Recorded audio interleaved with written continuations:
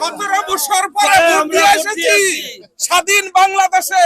এই যে কালি দেখছেন, 17 বছর পর ভোট দিয়ে এসেছি স্বাধীন বাংলাদেশে। অনেক অনেক খুশি আমরা। এই যে ভোট দিয়ে কেমন লাগলো? জি, আমি ভোট দিয়ে এসেছি 17 বছর পরে। আমি আমার ভোটটা প্রয়োগ করতে পেরেছি, আজকে অনেক আনন্দিত।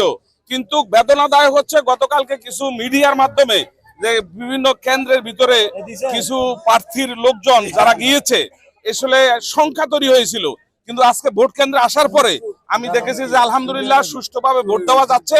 আমি দেশবাসীকে বলবো, ভোটারদেরকে বলবো, আপনারা সবাই চলে আসুন, ভোট কেন্দ্রে এসে ভোট প্রয়োগ করুন, আপনার গণতান্ত্রিক অধিকার আপনি প্রয়োগ করুন।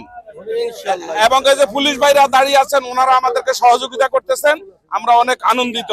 ইনশাআল্লাহ কোন চক্রান্ত, কোনো কিছু পেশিবাদের কাছে আমরা মাথা নত করবো না। আমরা ভোট দিয়েছি এবং ভোট কেন্দ্র আমরা ইনশাআল্লাহ পাহারা দিব। ইনশাআল্লাহ। আপনি ভোট দিয়েছেন? হ্যাঁ, ইনশাআল্লাহ ভোট দিয়েছি, খুব আনন্দিত।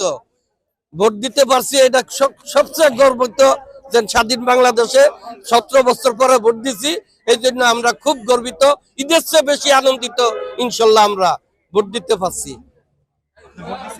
কেমন লাগলো? ইনশাআল্লাহ খুব ভালো লাগতেছে। আল্লাহর কাছে শুকরিয়া আদায় করি, 17 বছর পরে এরকম স্বাধীনভাবে একটা ভোট দিতে পারছি। আল্লাহর কাছে লক্ষ কোটি শুকরিয়া আদায় করি। আমরা খুবই আনন্দিত।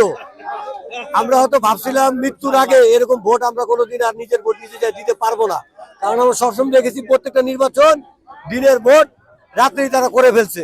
আল্লাহর কাছে, মহান আল্লাহর কাছে শুকরিয়া আদায় করি যে উনি আমাদেরকে দিনের ভোট দিনে দিতে দিছে, সশরীরে যায় দিতে হয়েছে। আল্লাহর কাছে লক্ষ কোটি শুকরিয়া আদায় করি।